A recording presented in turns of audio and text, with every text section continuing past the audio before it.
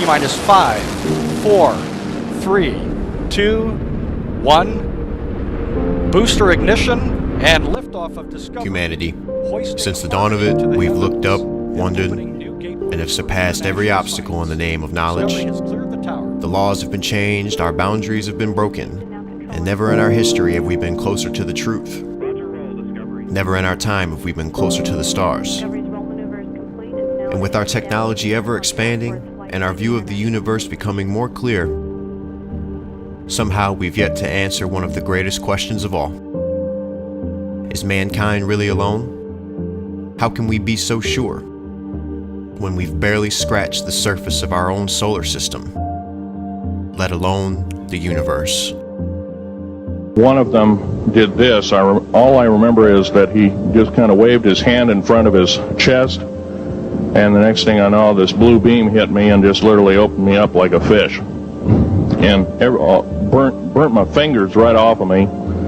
And it was some form of electrical force, because the kind of like being hit by a lightning bolt.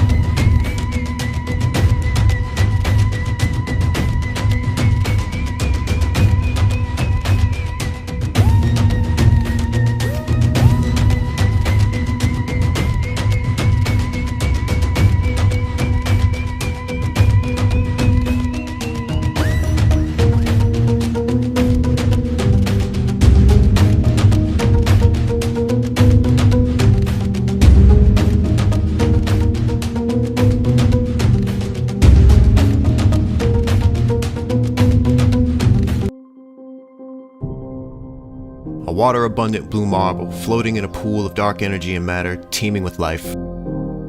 Most of us just going about the daily grind, blinded by the rat race of modern society, never noticing the trails left by these strange anomalies. But over the past several years, thanks to the Freedom of Information Act, the US government, along with the British and other countries from around the world, new previously classified documents have started to surface, showing us that UFOs and the other unexplained sightings and events were not so far-fetched after all. This latest batch of Ministry of Defence files is absolutely fascinating, and as with the previous releases, contains a huge mixture of material that will be of great interest to anyone fascinated with UFOs. It's a mixed bag. As ever, there are a lot of sightings from members of the public that quite clearly are misidentifications of something quite ordinary like aircraft lights, weather balloons, satellites and meteors. But there are some more interesting sightings too. Reports from pilots, from police officers and from military personnel. There are also some policy documents explaining how those of us at the Ministry of Defence with responsibility for this subject struggled to make sense of it and tried to do a balancing act between the public, the media and the UFO community. This is a subject that arouses huge passions and controversy. A lot of people think that the Ministry of Defence are actually hiding information on this subject and that there's a big conspiracy here. It's even been suggested that this release program is disinformation, and a phrase that you often hear is all the good stuff's been kept back. But how much is really being held back? And how much of our own technology are we even aware of? Let alone the things that would complicate civilian life rather than benefit. What's the trade-off for allowing the public to gain knowledge of an extraterrestrial aid? We've searched the stars since mankind first took glance at the universe that unfolded over our skies once the sun fell beneath the horizon. looking for some definitive proof that we are not alone in existence. But with our depth of view becoming wider raises more interest that might actually be the case. Some of the best evidence we have comes from eyewitness testimonies, and some of these statements suggest that we should perhaps not focus on just outside of our planet. Some of the evidence might be right in front of us. Dulce is a quiet, unassuming town nestled in northern New Mexico. Many of its residents are members of the Jicarilla Apache tribe. They swear. I tell stories, but my nose isn't growing. They are not making this up. They threw down a ladder from that spaceship, and then two small people started climbing down. Jerry Julian says she had her first extraterrestrial encounter right here on her Dulce ranch about 40 years ago. It was huge. I just saw the bottom of it. You know, it was like flat like this. Many of her neighbors claim similar strange sightings. Fat in the middle and kind of like rounded on the sides. You're speechless, you know? You just don't know what to think, you know? It's just like, it's like nothing you've ever encountered before. Why are stories of the extraordinary ordinary here? I do not know. I do not know. Probably in kind of that big mountain we have right there, you know. Rumor has it there is a secret base hidden underneath the Archuleta Mesa here. The mountain overlooks Dulce. Some people in town say the base is run by aliens working with our federal government to conduct mind control and genetic experiments. The underground base said to house 7 or more layers, each more horrifying than the last. Now, another thing I want to reach to you is that during the unbelievable part, I was involved in building another base inside of Dulce, New Mexico, which is Los Alamos Laboratory. It's a biological laboratory. Supposedly located under the Archuleta Mesa west of the San Luis Valley in Dulce, New Mexico. A testimony from an eyewitness of an event that took place in 1979 would later shock the public. On the southwest part of the Archuleta Mesa, we built an underground facility, a better part of 3 cubic miles hollowed out underground. Then to the southwest of that, we were in the process of the early stages of building. We drilled 4 large tunnel-like holes. Some of them ran 2.5 miles under the surface. Machines like this TBM or tunnel boring machines are used to excavate such large tunnel systems with a circular cross-section through anything from hard rock to sand. The equipment kept coming up broken. So we wanted to go down, we wanted to send somebody down there, a human observer, or human observers in this case, to find out what was going on. Well, to our total surprise, first of all, the government knew all about it. They didn't tell anybody. When I saw Green Beret and Black Beret people encamped inside of our geologist camp, I knew something was up, the gig was up. First of all, I knew all about the alien agenda. I'll explain that in a few minutes. The large alien grays had been encamped there for as best as believed possible about 400 or 500 years. It had been one of their internal bases. And we drilled holes right on top of it. All the stinking air, all the black sooty air came right out as soon as the first hole was sunk, and all this soot came up, and well, that's when all the hell broke.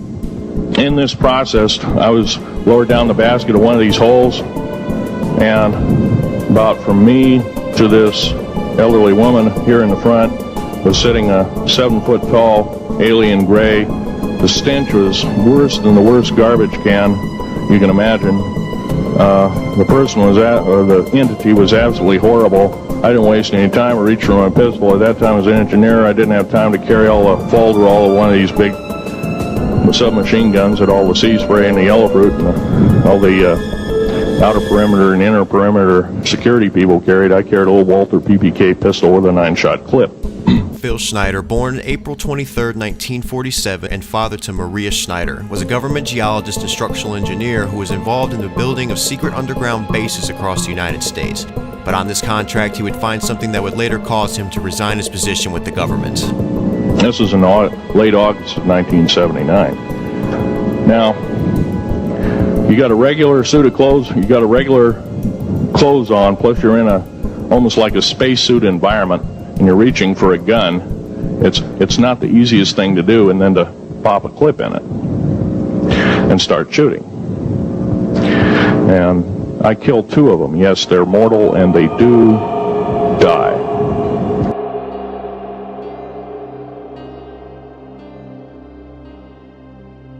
However, in the process,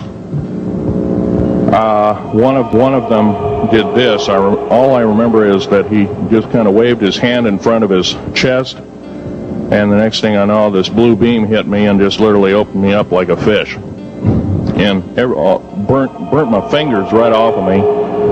And it was some form of electrical force, because the kind of like being hit by a lightning bolt burned all my toenails off of me. Completely crispy crittered my left foot, burnt the shoe right off of me.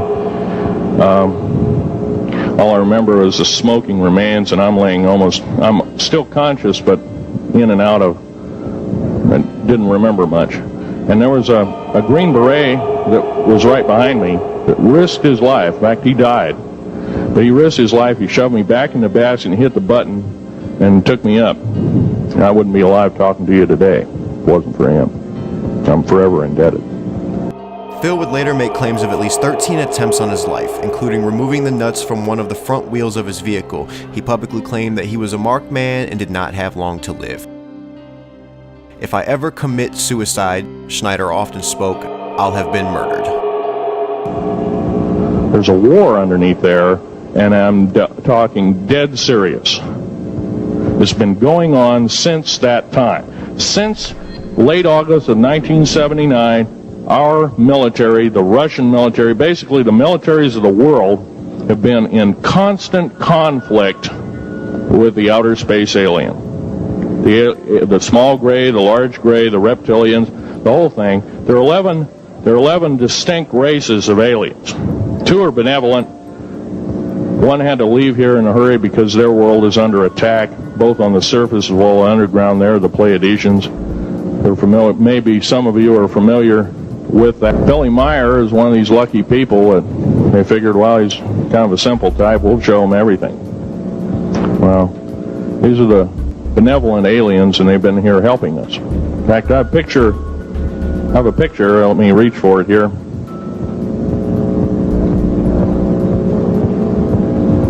I have a picture of one of the aliens been working for the United States Pentagon for the last 58 years. His name is Valiant Thor. He's right here. There's my father in the background. Commander Valiant Thor, believed to come from planet Venus, was sent to stop humanity from destroying itself at the peak of the Cold War. Said to have 6 fingers on each hand, 1 giant lung, copper oxide blood, an oversized heart with an IQ of over 1,200. It was also said that he was able to speak over 100 languages fluently, once demonstrating to an audience a language that would not be recognized as anything from this world. Schneider is said to have committed suicide, but his ex-wife says that his death was suspicious and that he was found with a rubber catheter hose wrapped around his neck and tied in the back. Evidence that she says points to murder. Was Phil silenced for his claims against the government? We've been trained to think of extraterrestrials in a certain light, small, green, or gray, even with reptilian features, but that doesn't mean life evolved like that. It's very possible they evolved much like we did and could already be here amongst us. So, is it possible, though, that, life, intelligent life has evolved beyond that, as perhaps we're evolving towards computers, and they look nothing like us at all, and they don't need to look like us? That's very possible as well. And in fact, I went to a scientific conference in 2010 when I heard a NASA former chief historian say, we may be in a largely post-biological universe. And he was talking about artificial intelligence. And that might, of course, be a way that life forms could survive the rigors of space, whether it's the time involved to travel or indeed hostile things like cosmic rays. Do you think it is still a toss-up that there's life other than what we know about on Earth? I actually agree that there is probably going to be a universe teeming full of life, unless we thought there was something unique about Earth. unless we thought that life here was some sort of miracle, whether religious or secular, really the factors that gave rise to life here should replicate throughout the cosmos. And I think it is just a matter of time till we find them, or maybe they find us. Dude, there's a fucking going on, bro. There's a whole fleet of them. Look on the ASA. My gosh. They're all going against the wind. The wind's 120 knots from the west. Look at that thing, dude.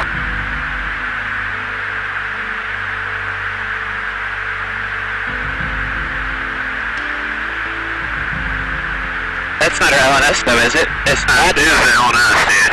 Well, if there's like... Look at that thing! It's rotating.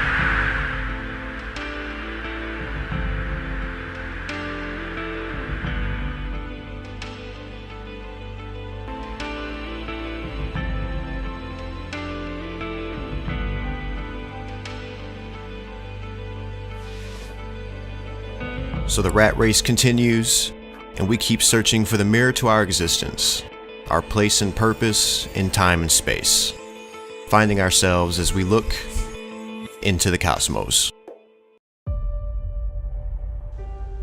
With our current military and police weaponry, could we fend off an extraterrestrial invasion?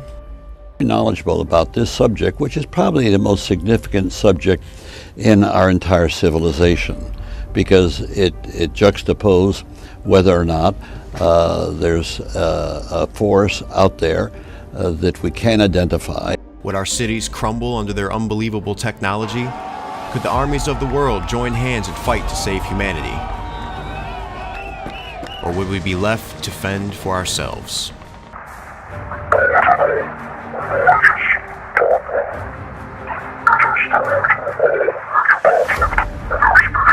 I wanted to listen to see if I could hear any type of engine noise. I could not hear anything. I tried to look again at the UFO and it had already gone behind these trees. Being pushed out of the cities, forced underground, and communications becoming scarce, how would we strike back? If suddenly there was a threat to this world from some other species, from another planet, outside in the universe. What kind of attack would it be? What I saw were lights. I saw 3 different things. I saw a glowing red eye-like ball that was dripping like molten metal that came toward us, that moved, it came into the forest, moved through the trees, missing the trees, obviously under control. We'd forget all the little local differences that we have between our countries, and we would find out once and for all that we really are all human beings here on this earth together. Professor, welcome. The biggest question before we get any invasion is, do aliens even exist, and how would we know? Well, the Kepler satellite currently orbiting in outer space has identified about 50 planets that seem very much Earth-like. In fact, every week we discover another Jupiter-sized planet in outer space. Now, to be sure, most of them probably have no more than microbial life, just germs. But a few of them may have intelligent life, perhaps even more advanced than what we have on Earth. And would we even stand a chance? We have witnesses in our team who can be subpoenaed that we have tracked extraterrestrial vehicles in our solar system that were measuring 26 miles in diameter.